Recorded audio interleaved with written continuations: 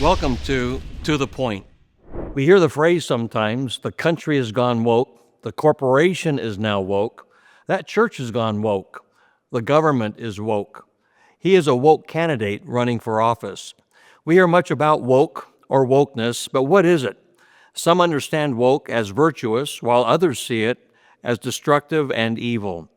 What is woke? What does it mean to be woke? Well, according to Merriam-Webster's dictionary, it's identified as woke or wokeness being the state or condition of being woke, as in matters of racial and social justice.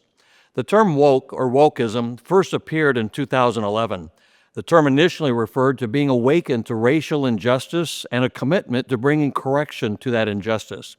It soon became a movement, a grab bag of sorts. Its primary emphasis was summarized as dividing people into two categories, the oppressors and the oppressed. What began as a focus on race has morphed into include many other issues.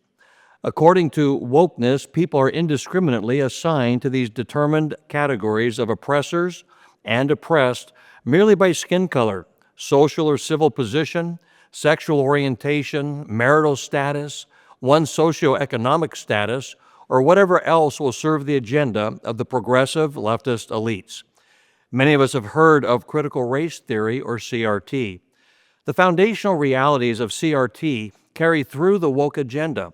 No matter what an individual's heart posture or thoughts might be towards a particular person or people group, their category of race, sex, marital status, occupation, or position identifies them either as oppressors or oppressed, as we mentioned earlier, and there is no escape.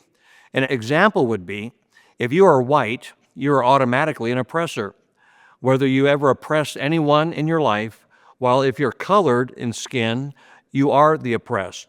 If you're male, by virtue of your maleness, you're identified as an oppressor. If you are a female, you are the oppressed. If you're heterosexual, by being heterosexual, you're an oppressor.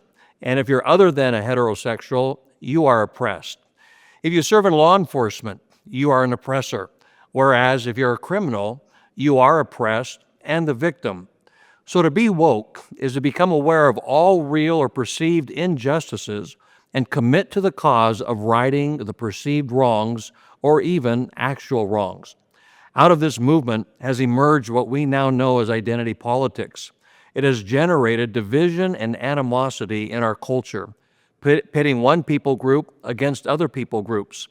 This is because in wokeism, there's no room for individuality. People are judged by their external cues and categorized accordingly without exception.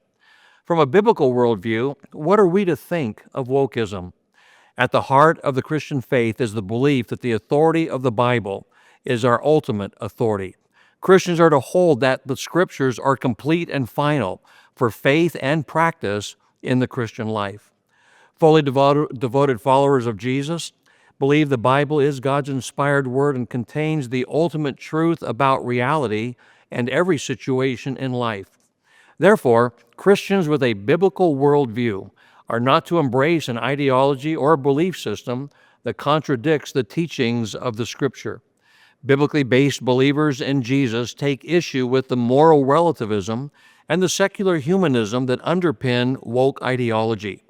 Christians recognize that wokeism elevates subjective feelings and experiences over objective moral truths and absolute right and wrong. This starkly contrasts the biblical worldview, which holds that timeless moral principles apply to all people in all times and all places. Wokeism identifies that those who practice sexual perversion as LGBTQ+ advocates as being oppressed, and therefore in wokeism, they are honored. True Christians believe the biblical basis for sexuality, marriage, family, and gender are established in the Scriptures and established by God. Committed followers of Jesus Christ live with the conviction that there are two genders, male and female, that marriage is comprised of one woman and one man for life. The traditional nuclear family, it's God's design. Transgenderism has no place in God's design or creation. The transgender women or biological men identifying as women are a perversion, especially as they engage in women's sports women's activities, and women's locker rooms. The cultural manipulators used race to introduce wokeism to our society.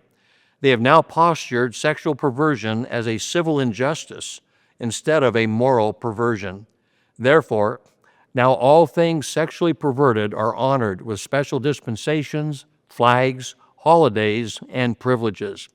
In getting to the point, the church should address legitimate social injustice and inequality and all the concerns related to that. The church is responsible for speaking out against true injustice and true oppression.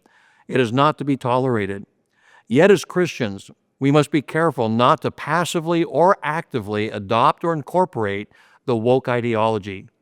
Owen Strahan, in his book Christianity and Wokeness, states, on the surface, wokeness might sound like seeking justice and showing concern for the weak and the oppressed are things the Bible urges us to do, as seen in Isaiah 1:17 and Micah 6:8. However, wokeness often embraces theories and ideologies inconsistent with and even hostile to the Bible. Some who identify as Christians change the gospel and what it means to follow Jesus Christ to accommodate wokeness. As Paul warns, Christians must be alert and not succumb to false teachings, unbiblical philosophies, and ideologies in their pursuit of honoring Jesus Christ.